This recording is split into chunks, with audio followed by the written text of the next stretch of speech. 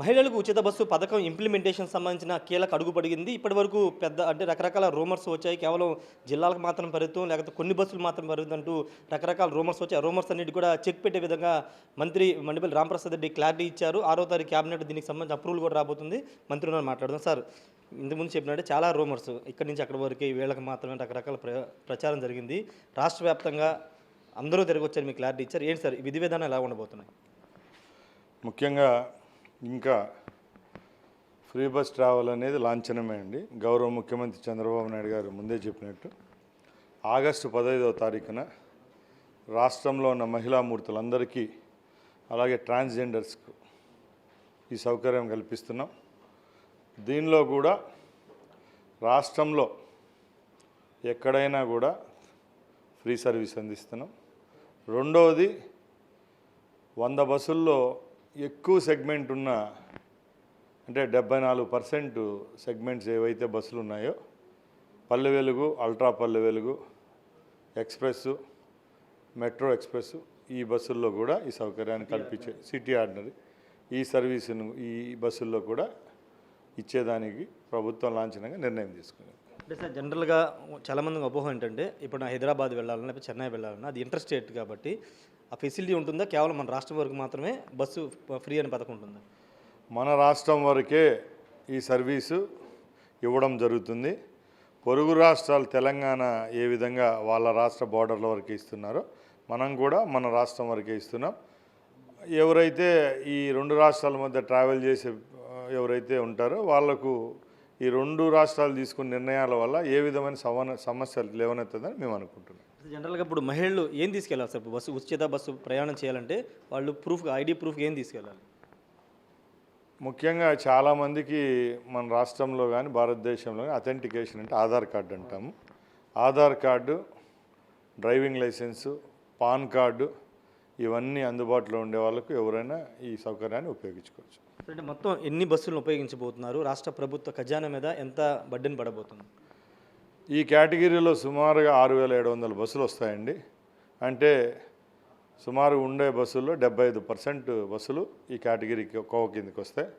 అలాగే ఇంకోటి ఏది అడిగారు అంటే ఎన్ని కోట్లు రాష్ట్ర వార్షిక ముఖ్యంగా ఎప్పుడు దీన్ని బర్డన్ అనుకోము కానీ రాష్ట్ర ప్రజలకు మేము ఇస్తున్న కానుక మహిళలందరికీ సుమారుగా 1950 కోట్లు వార్షికంగా ఈ యొక్క స్కీమ్ ఖర్చు అవుతుంది.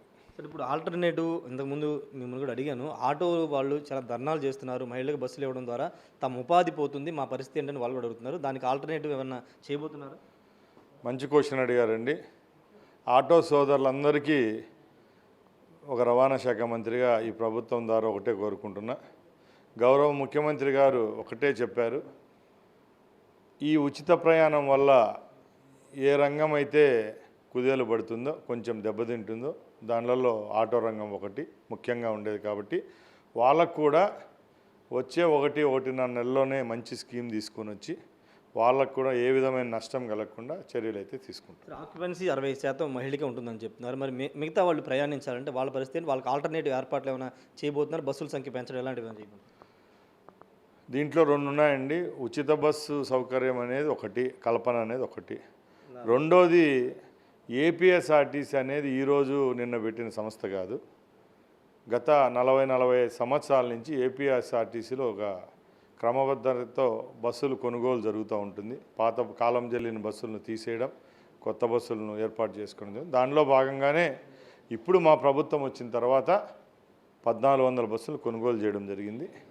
మా ముఖ్యమంత్రి గారు కూడా ఏపీఎస్ఆర్టీసీని ముందుకు తీసుకొని పోయేదానికి కొత్త బస్సులు కొనుగోలు, అవి కూడా ఎలక్ట్రిసిటీతో నడిచే బస్సులను తేవాలని చెప్పి ఒక సంకల్పంతో రేపు రాబోయే 2-3 సంవత్సరాల్లో కూడా సుమారు 3000 బస్సులను ఏపీఎస్ఆర్టీసీ కొనుగోలు చేయాలి. ఇంకొక ప్రశ్న, లూలు గ్రూప్కి కోట్ల రూపాయలు విలువ చేసే విజయవాడ నడిబొడ్డులో ఉన్నటువంటి గవర్నర్పేట 2 డిపో స్థలాన్ని చాలా తక్కువ రేటుకి 99 సంవత్సరాల పాటు లీజుకి ఇవ్వాల్సిన అవసరం ఉంది. విజయవాడ చుట్టుపక్కల చాలా ప్రభుత్వ స్థలాలు ఉన్నప్పుడు అక్కడే మాత్రం ఎందుకు పెడుతున్నారు అనేది ప్రజా సంఘాలు, వామపక్ష పార్టీలు, లెఫ్ట్ అన్నీ కూడా డిమాండ్ చేస్తున్నారు. రెండోది ఆర్టీసీ కార్మికులు కూడా ఈ నిర్ణయాన్ని వ్యతిరేకిస్తున్నారు. ఏం చేయబోతున్నారు?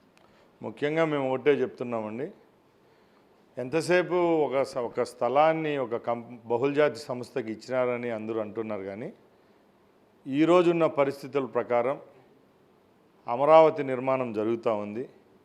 విజయవాడలో వేలాది మంది లక్షలాది మంది నిరుద్యోగులు ఉన్నారు.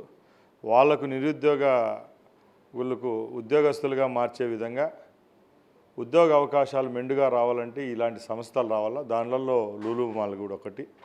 ఆ కంపెనీ అక్కడికి రావడం వల్ల సుమారుగా వేలాది మందికి జీవనోపాధి లభిస్తుంది. కాబట్టి దయచేసి మీరందరూ ఈ ప్రభుత్వం యొక్క సంకల్పం అర్థం చేసుకోవాల్సిందిగా కోరుకుంటున్నాను. ఫైనల్గా ప్రతిపక్షాలకు ఏం చెప్తారు? మీరు మంత్రి అయిన దగ్గర నుండి ప్రతిరోజు మిమ్మల్ని ప్రశ్న అడుగుతూనే ఉన్నారు. ఉచిత బస్సు పథకం తెలంగాణలో వచ్చే 4 రోజులు ఇంప్లిమెంట్ చేశారని కాంగ్రెస్ పార్టీ షర్మిల కూడా పదే పదే చెప్పారు. ఈరోజు పథకం ఇంప్లిమెంటేషన్ డేట్ ఖరారైంది, విధి విధానాలు ఖరారు. ఏం చెప్తారు ప్రతిపక్షం?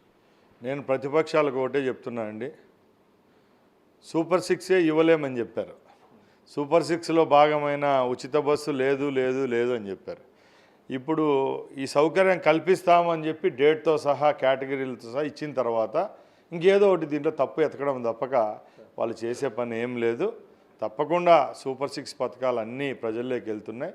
దానిలో భాగంగానే ఈ ఫ్రీ సర్వీస్ కూడా ఈ రాష్ట్రంలో దిగ్విజయంగా ప్రారంభిస్తాం. మహిళా మూర్తులందరికీ ఇది ఒక వరం అవుతుంది. Thank you sir. ఖచ్చితంగా మహిళలకు ఒక వరంలాగా ఈ ఉచిత బస్సు పథకం అమలు కాబోతుందని మంత్రి చెప్తూ ఉన్నారు. ప్రతిపక్షాలు ఎన్ని విమర్శలు చేసినా సూపర్ 6 పథకాలు అయితే ఇంప్లిమెంటేషన్ చేయబోతున్నామని చెప్తున్నారు.